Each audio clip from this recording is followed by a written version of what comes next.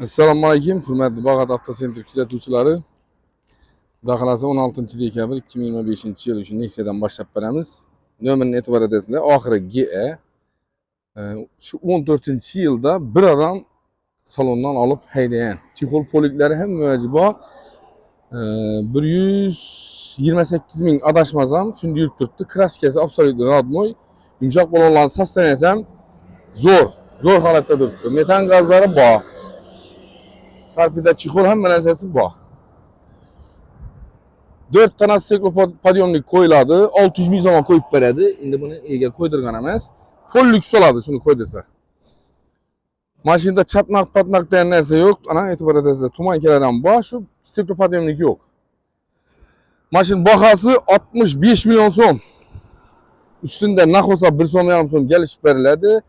Sizlar solishtirsangizlar, bir kreli yo krel kapot kraska mashin bilan solishtirmanglar. Mashin bilan mashinning farqi bor.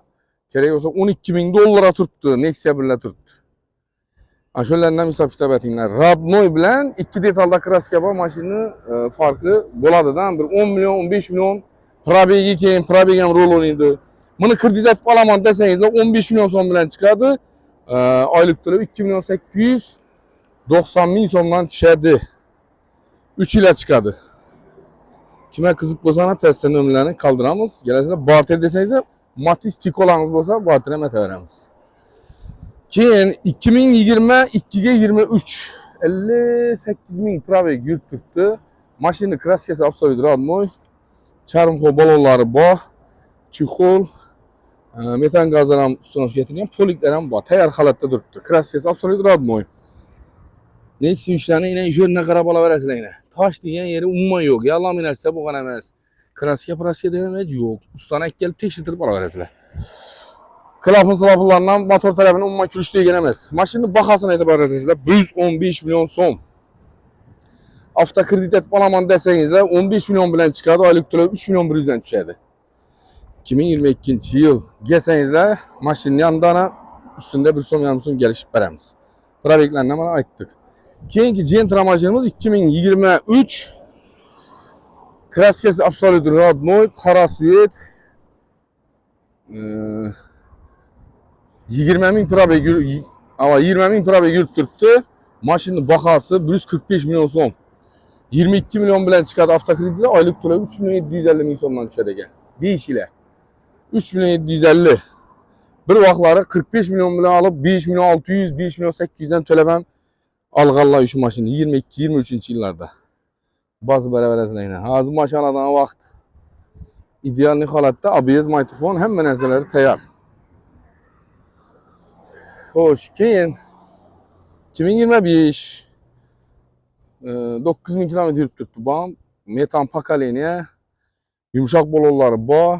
Nav desangizlar, bu cruise control, multimedia rol, hamma narsasi bor. Bahosi 155 million so'm. Bomsh to'shalgan, poliklar tashalgan. Ideal holatda bir tomchi kraska yo'q.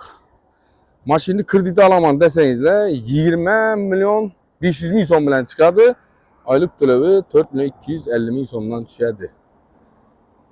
Bosib beraverasizlar. Barter desangizlar, barter mashinalaringizni aytsangizlar, bizamiz hisoblab olamiz. Aryani kredit desangizlar, kredit, bo'lmasa naqd desangizlar, naqd pulga hisoblab olaveramiz. Sozlashlardan urilgan, steklopodyomlik o'zi eshikni ilsangizlar, oynasi ham ko'taradi, monitor zadniy kameralar ham bor. Keyin Matiz 2012-yil. Kraskasi rodnoy, metan gazlari bor.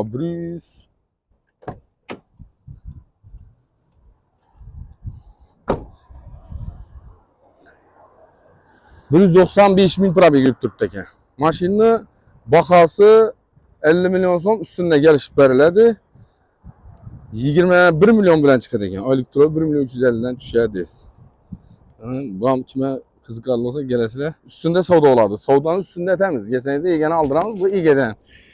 Ega bilan kelishib olaverasizlar.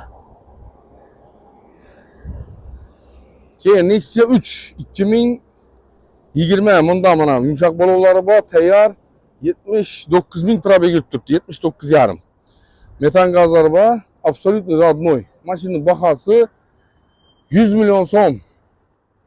100 milyon so'm bo'lsa beradi buni. Ustida yana 1,5 so'm kelishib berish mumkin. 18,5 bilan kapitaldan chiqadi ekan, oylik to'lovi 2,5 million so'mdan tushadi ekan. To'g'ri chiqarib ekanlar buni. 2,5 milyondan lekin zo'r baho bu. 2,5 milyondan Liboy adam 200 dollardan. 21 kuzov. Kuzov 21. Keyin Hayat Bankdan xo'sh, 17 milyon 800 bilan hamma ish bitadi, 3 milyon 200 dan tushadi. To'g'ri ekan, shunda 2,5 million tushadi. Hayat Bank 600-700 ming so'm qimmat chiqadi oylik to'lovi. Buni ham bosib beraverasizlar. Kraskalarni ana toza, Liboy raport tekshirtirasizlar.